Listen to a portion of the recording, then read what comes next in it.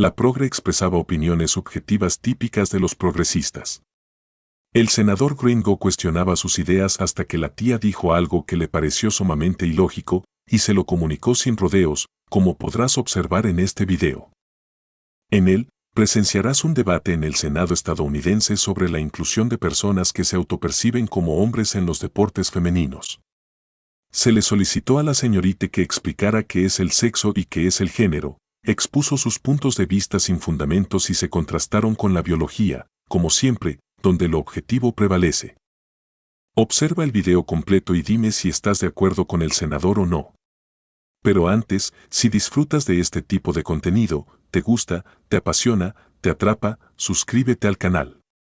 Tenemos la meta a mediano plazo de alcanzar los 100,000 suscriptores. Sin más preámbulos, comencemos. Ms. Robinson, I want to follow up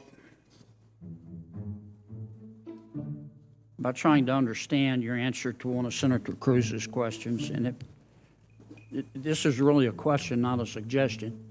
Do I understand your position to be that there are two sexes, but there can be more than two genders? I wouldn't even say two, and we've got Dr. Lopez here as well, but there's also the definition of intersex. I think that often in these conversations we're conflating sex and gender, and I do want to affirm here that trans women are women. That is their gender. Okay, but I'm trying to understand. Do you make a distinction between sex and gender? Yes, sir. Okay, explain that. Do you think there are more than two sexes? I believe that there's a definition for intersex as well that I want to acknowledge. But sex is assigned at birth. I'm just trying to understand. I'm thoroughly confused. So you're born, I'm talking about biology, male, female, and what else?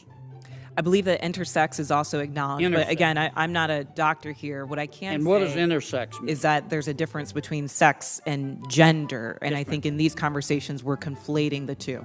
Well, but I want to start with sex. Okay, there's male, there's female. When a baby's born, before the baby has had time to even have a sense of self, there's male, female, and intersex. There's a third sex? I believe that is true, but I would defer to Dr. Lopez as I'm not a physician. Okay. And how many genders are there? I think the gender is expansive, and the definitions are always growing. Today I can tell you, I talk to young people that talk about non-binary as... More than 5? I think the gender is not a binary, is what I'm trying to say. But are there more than 5 genders? I'm just trying to understand. Are there more than 5 genders?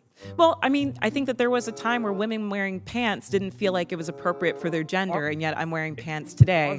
I think that there are ways that we express our gender that are expansive. Are there more than 5? I wouldn't subject myself to naming how many genders there are, but what I can say is that gender is a reflection. Number? Excuse me? There's an infinite number of genders? I think depending on your culture, there are a lot of different genders that exist. And I can also say that it's a term that's evolving. If you look at young people today, they really don't lean into the binary of only woman and man. So I think that it's incumbent upon us not to legislate on this, but create space for them to explore what their identities are, what their gender identities are. All right. Let's get back to athletics. I think I understand what you're saying. There are 3 sexes. Male, female, and intersex. I believe that to be true, but again, I'm not a physician. And there are an infinite number of genders because gender is a mental state. Gender is about expression, and I think that there are a variety of ways that you can express your gender. Okay, so there's infinite number. All right, let's go back to the biology.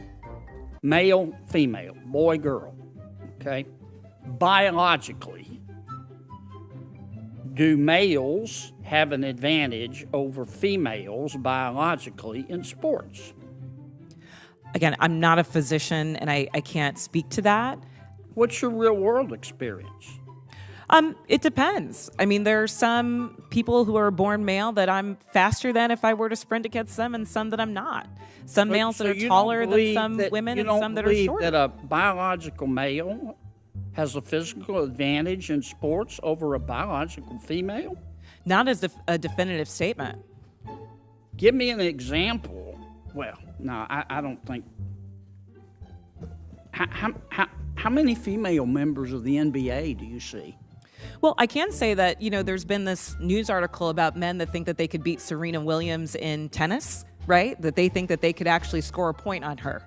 And it's just not the case. She is stronger than that. What's your experience, Ben? Male, female? Both Serena and Venus lost to the 203rd ranked male tennis player, which they're phenoms for women. My experience, my husband, he swam at University of Kentucky as well. In terms of accolades and in terms of national ranking, I was a much better swimmer than him. He could kick my butt any day of the week without trying. Okay. I just think, Ms. Robinson, I'm trying to understand where you're coming from. I think you lose a lot of credibility when you don't concede that a biological male has physical advantages over a biological female. I mean, I just think that's a proven fact, and you really hurt your credibility. I understand you want the world to be a better place. I do too, and I don't think people ought to be discriminated against because of an immutable characteristic. I don't. And I think that I think everybody ought to be free to be themselves. And what you do in your bedroom or what I do in my bedroom with a consenting adult is nobody's business. But if what I do in my bedroom with a consenting adult, if I decide I want to tell somebody's child about it, then other people have rights too. And I think parents have rights. And I think biological females have rights to be able to compete fairly in sport in sports. So I really think you hurt your credibility when you refuse to acknowledge that biological males have an advantage over biological females. It kind of makes me wonder about all your testimony. Thank you, Mr. Senator Chairman. Kennedy. I'm sorry, go ahead.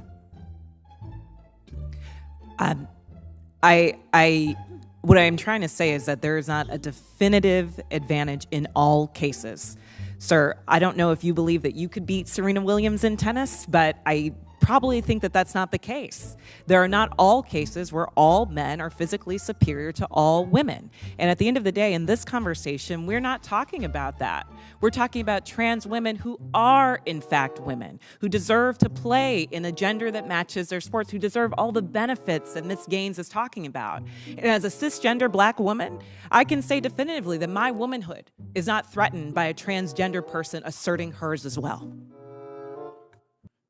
La participación de mujeres contra hombres en el ámbito deportivo ha tenido un enorme avance peligroso a lo largo de los últimos años. Sin embargo, recientemente hay muchas personas que al fin están abriendo los ojos.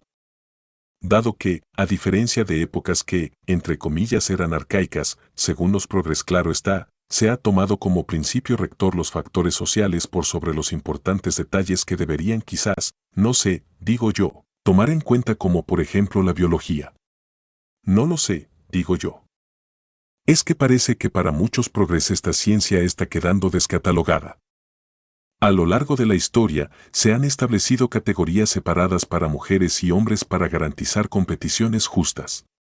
Esto se hace para reconocer y abordar las diferencias biológicas y reducir el riesgo de lesiones. A lo largo de los años, las mujeres han alcanzado logros significativos en el deporte, logros que actualmente están siendo derrocados por ideas simples e irrealistas. Yo soy hombre y me autopercibo como mujer. Como mencioné anteriormente, en otro video, existen diferencias biológicas promedio entre hombres y mujeres, como la masa muscular, la densidad ósea y la composición corporal. Estas diferencias pueden influir en el rendimiento atlético y son una de las razones para tener categorías separadas en muchos deportes.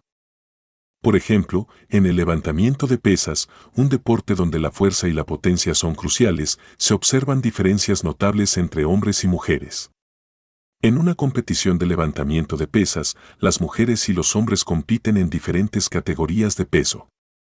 Imaginemos a dos atletas, uno hombre y una mujer, ambos altamente entrenados y dedicados.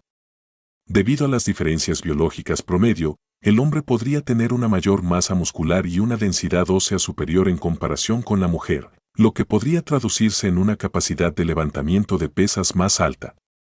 Por lo tanto, para garantizar una competición justa, se establecen categorías de peso separadas, reconociendo las diferencias biológicas y permitiendo que ambos géneros compitan en igualdad de condiciones dentro de sus respectivas categorías. Pero como actualmente está tergiversado el término género, dado que se ha cambiado su significado por filósofos progres, existen un número ilimitado de géneros. Imagina la cantidad de categorías en los deportes que existirían. ¿Y tú, qué opinas? Déjamelo saber en los comentarios. Y aquí culmina este video. Si te gustó dale like, comenta el video y compártelo. Gracias, hasta luego.